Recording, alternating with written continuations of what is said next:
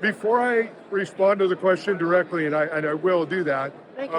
I would like to first kind of give a little bit of time to what the process is for me when I look at procurements. So I'm a small bets guy.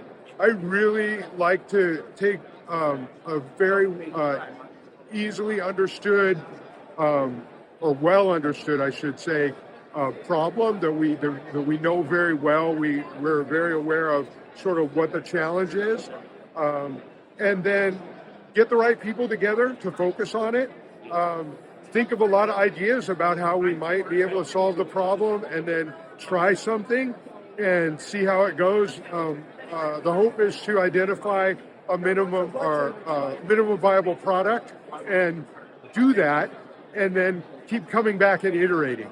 So, having said that, yes, we do potentially have some procurements in the works.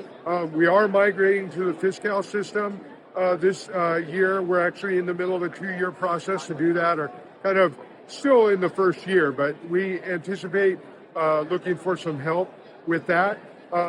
We also have our ongoing effort to improve our case management processes and streamline them and make them better for our consumers. So we are continuing that work, and we've taken a phased approach to that effort, and it's likely that we'll have procurement around that. We're also doing workflow automation. We've kind of started working on that. It's possible that there may be some procurement around that. These will all be pretty small, right? But yeah, so that's kind of the few things we have in the works that are likely to come in the next year or so.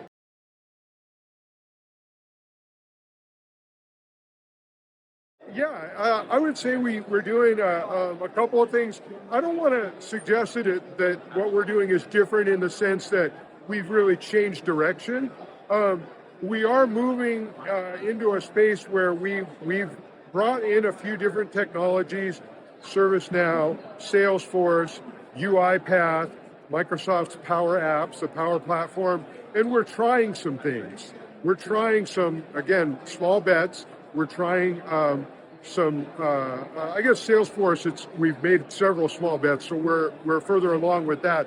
But for the other technologies, we're sort of seeing, okay, what works, how does it work? So we're refining as we learn more about these technologies. We're moving from a place where we're trying, we're experimenting, we're learning, to a place where we've got some confidence and we're seeing how some of the integration can work, and how we can benefit kind of more long term with certain technologies. So we have that. We're also looking at how we're a small IT organization.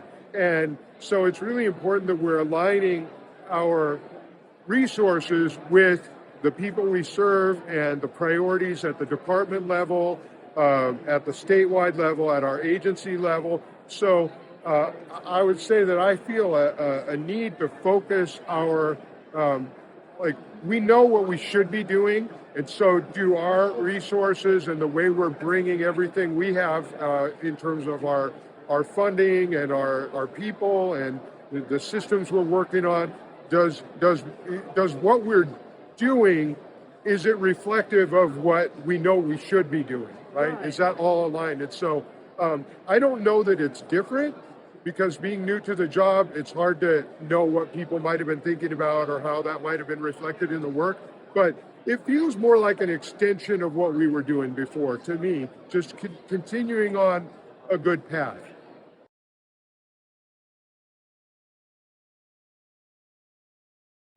So I can't really talk about, if there was a proposal, we can't talk about it. Okay. I will say that based on what I've talked about in terms of sort of what could be coming, some things could spill into the later on, right? There could be more workflow effort. There could be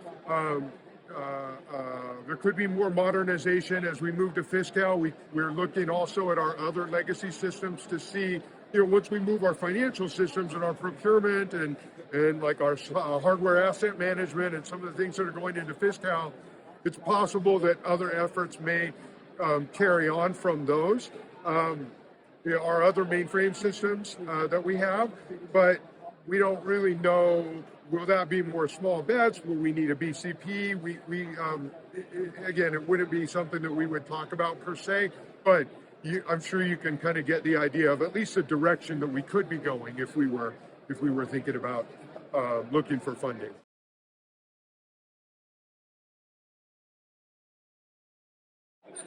I love this question because I would say that the really exciting space for me right now is when we think about digital equity. Our focus has been on digital accessibility, right? We've focused a lot on helping to make content and the content delivery systems available to everyone who needs them, right? And that's covered by digital accessibility. Digital equity, when we think about the people that we serve and are they able to get to that content? So do they have the technology? Do they have access to the internet? Do they have the ability to use the technology? Do they know what they have and how to use it? I'm really excited because we're moving into a direction where we're building that into our systems, or at least we're talking about, in some cases, building it into our systems. And I see that as we operationalize that work, it's just a tremendous advantage for everyone.